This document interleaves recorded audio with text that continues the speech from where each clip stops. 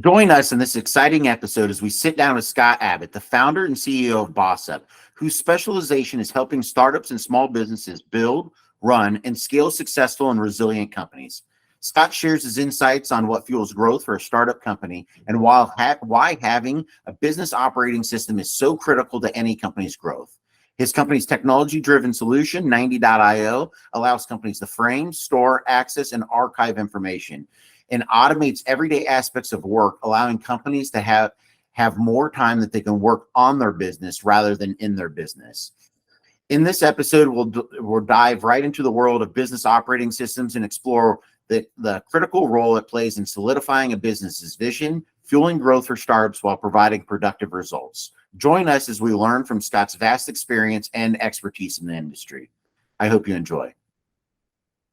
Hey, Scott, great to see you again. I appreciate you jumping on with us to teach us a little bit more about what BOS-Up is and a little bit about your experience that you have. Well, thank you, Steve, for having me on the show. I appreciate it, and good to see you again. Yeah, absolutely. Can you tell us a little bit about your background and your experience working with startups? Oh, goodness.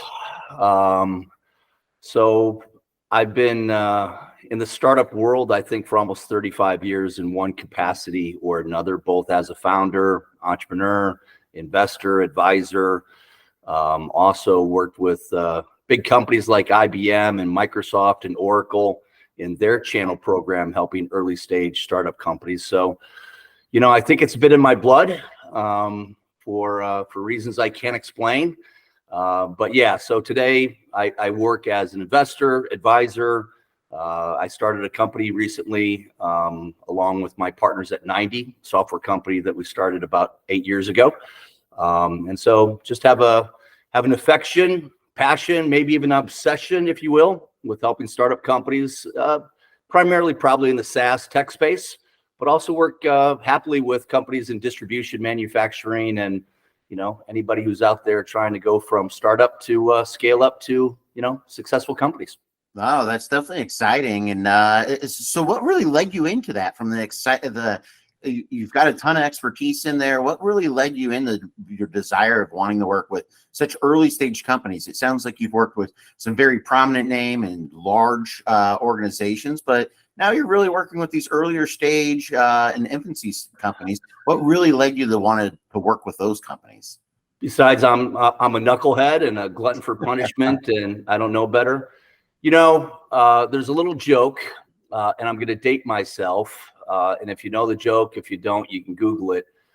Back in 1995, right after Al Gore invented the internet, insert laugh line there, I was with an IBM business partner, and IBM came out with probably the first focus on using the internet for business. They called it e-business. And that's when I started my first company in Broad Ripple. Started a little internet consulting web development company out of my basement.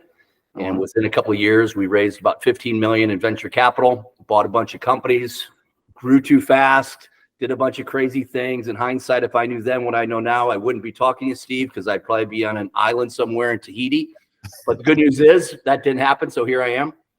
And yeah, I got caught up in the dot-com boom bust crash.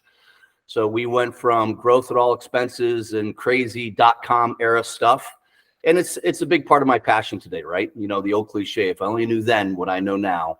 So a big part of my mantra is, what if I know now what I'll know then? So my passion is helping startups and early stage companies not avoid the mistakes. It's important to go through those, but lessons learned, experiences had, credentials, both the good, the bad. And that's, again, a big part of my passion. And then obviously the tools, the software, the frameworks, if you will, to help companies succeed. That's really what it's all about for me today. Yeah, I mean, you've definitely had an impressive track record, and look forward to when you do get on that island in Tahiti. But could you explain a little bit about what is a business operating system, Scott? Yeah, for all intents and purposes, we like to have a little fun at BOS-Up in 90. Everybody's on a system, whether you know it or not. And if you say you're not on a system, you are on a system. You're on an ad hoc, make it up as you go along.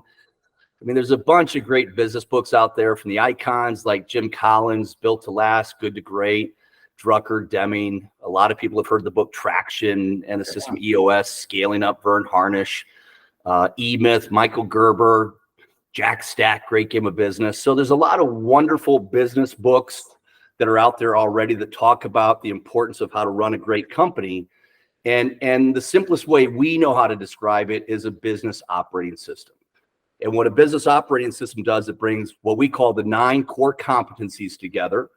And I would really argue it's something that, unfortunately, most founders, they don't think about the chassis of the car, the foundation of the house. They're thinking all about how it looks and product market fit and being Scrum and Agile, right? So they're all caught up, and I get it, in the cool, sexy, buzzy world.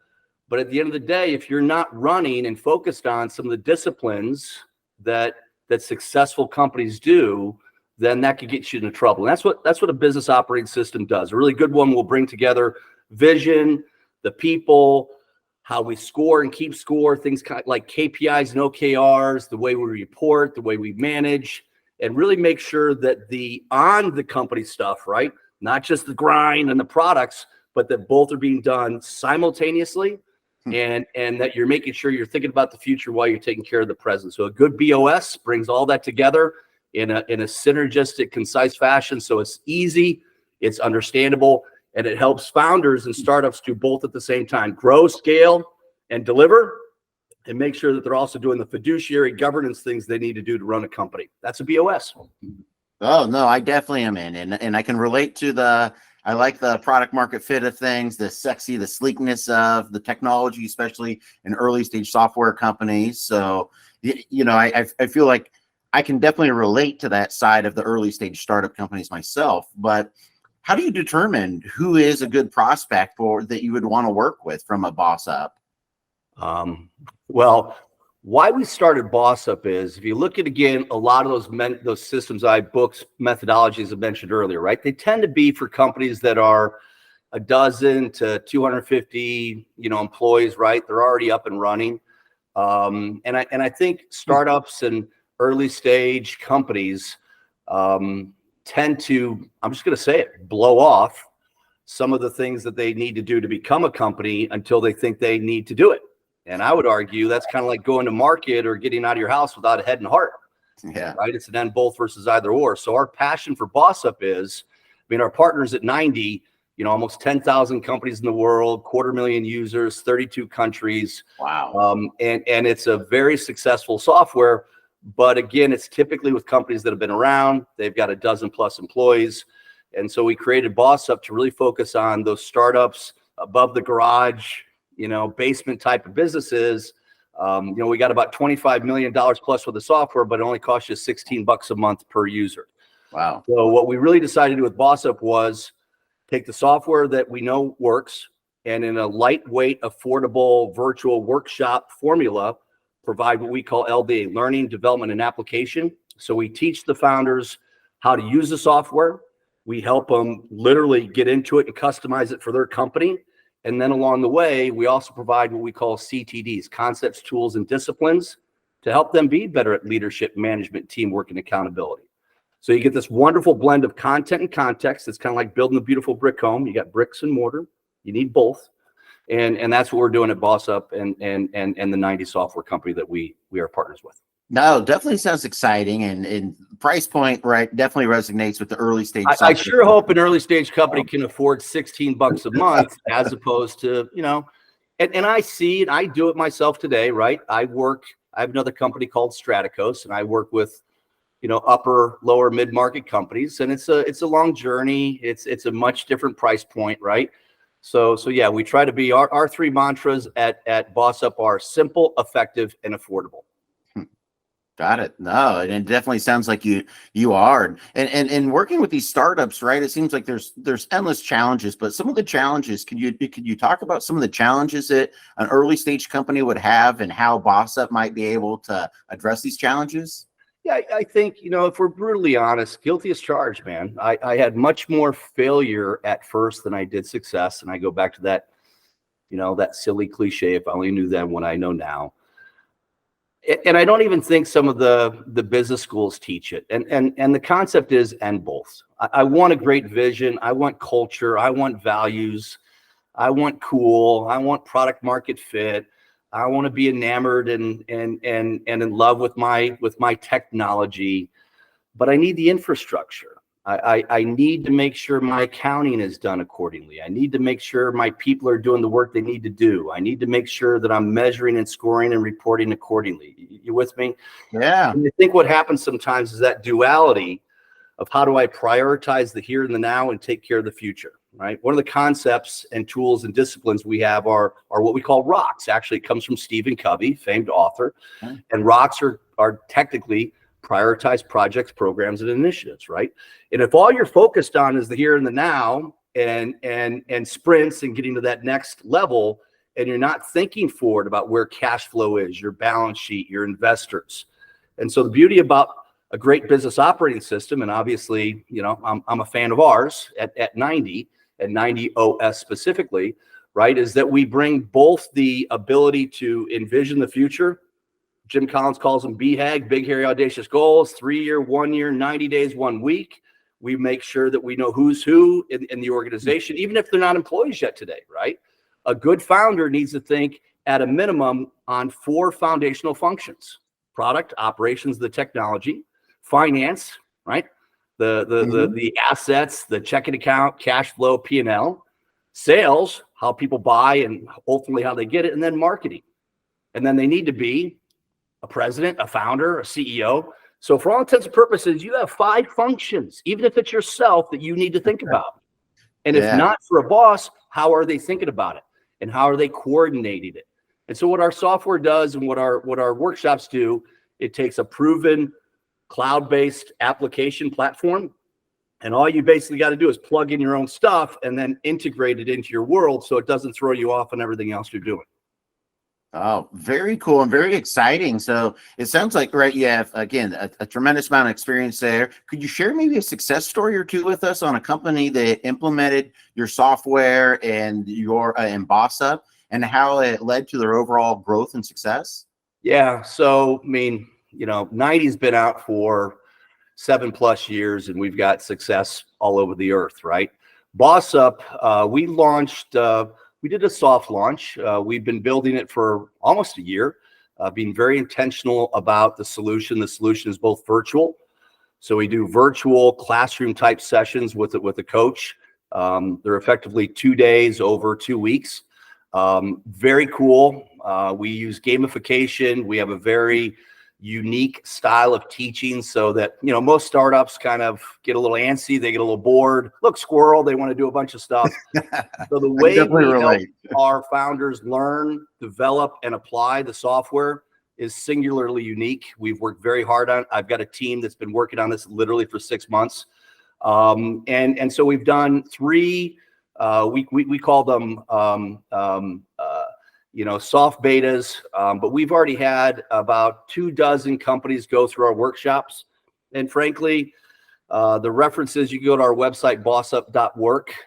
They're out there. We've had 12 companies say, I wish I knew what I learned now. Back in the day, I would have not spent so much money. I would have been more efficient. I would have been more effective.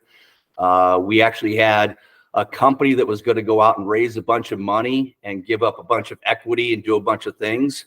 And they had spent all this time on their PPM, their business plan.